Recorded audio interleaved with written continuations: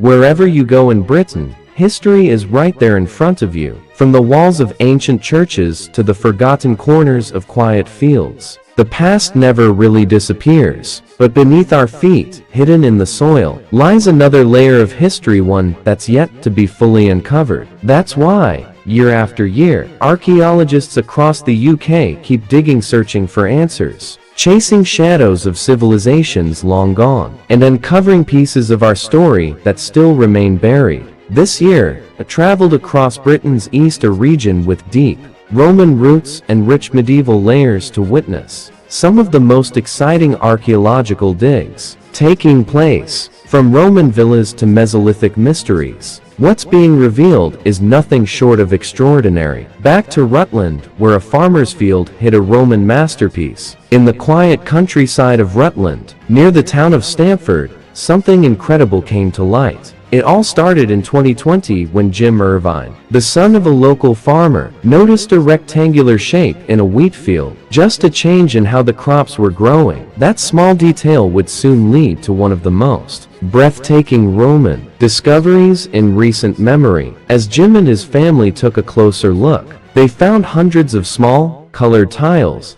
tesserae. Not long after, the University of Leicester's archaeological team was called in. What they discovered underneath the soil was a vast and stunning Roman mosaic. In 2021, I was lucky enough to be there when part of it was uncovered. It was emotional. The artwork, the craftsmanship, it was unlike anything I'd ever seen up close. But this mosaic, as astonishing as it was, turned out to be just the beginning. Geophysical surveys soon showed the field was full of hidden structures, an entire Roman villa complex buried beneath the farmland. This year, returned to see how much more had been revealed. And what we found adds new depth to the story. A 13-acre Roman estate, more than just a mosaic.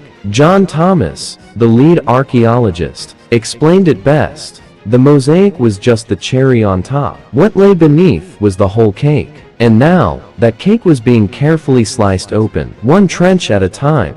Spread across 13 acres, the villa complex includes a range of buildings, some residential, some agricultural, and the goal now is to understand how this estate developed over time, who lived here, when, and what their lives might have looked like. One thing is already clear: the site wasn't just occupied for a few years. The remains point to several centuries of continuous use and evolution. Last year's mosaic has been reburied for preservation, but new discoveries keep emerging. In an adjacent room, a second mosaic has been revealed. This one, full of intersecting circular patterns in terracotta and blue. It's incredibly detailed and beautiful in its own right. We even spot a rabbit hopping across the dig site, an unintentional nod to the Romans, who first introduced rabbits to Britannia, wealth, farming, and Roman comfort. As we dig deeper into the complex, clues begin to emerge about the people who once lived here and how they made their wealth. Outside the main villa, archaeologists have uncovered pits and gullies filled with burned cereal crops. These are the byproducts of agricultural work, storing, drying, or processing food. This villa was the heart of a large and productive Roman farm. But that's not all. At the bottom end of the field, a much older building is being revealed. Its timber post holes are still visible, incredibly rare, and they suggest this structure began as a wooden building before being upgraded with stone walls. It may have started with a practical purpose, but later evolved into something more domestic. This could even be one of the earliest known barn conversions in Britain, a functional space turned into a luxurious residence.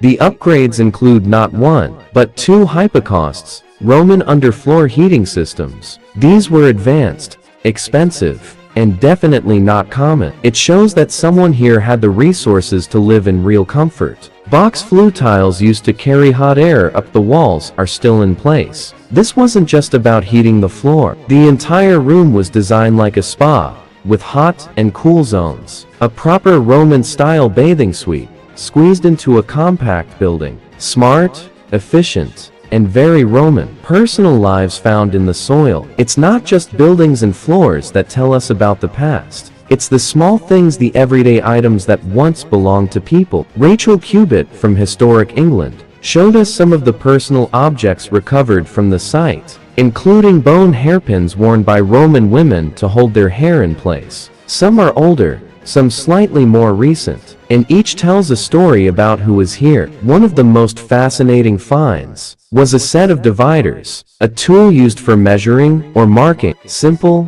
functional, and yet intricately decorated. This wasn't just a tool, it was a possession someone valued. Decay and departure. The end of Roman Rutland. Like all things, this villa complex had its end. By the 5th century, Roman Britain was falling apart. The army was leaving, the roads fell into disrepair, and estates like this one were abandoned. Eventually, fires were lit on top of the mosaics. Parts of the art were destroyed. But before it was too late, experts like David Neal stepped in to document and preserve what they could. David, a master mosaic illustrator, has spent his life painting Roman mosaics tile by tile to recreate the Trojan War mosaic from this site. He hand-painted around 100,000 individual tesserae. The result is stunning, a complete image of Achilles, Hector, and Priam, preserved through paint when stone could not survive. In a digital age, David's work is a reminder of the importance of traditional observational skills. Sadly, he says, no apprentices are waiting to take up the brush after him. Reaching further back,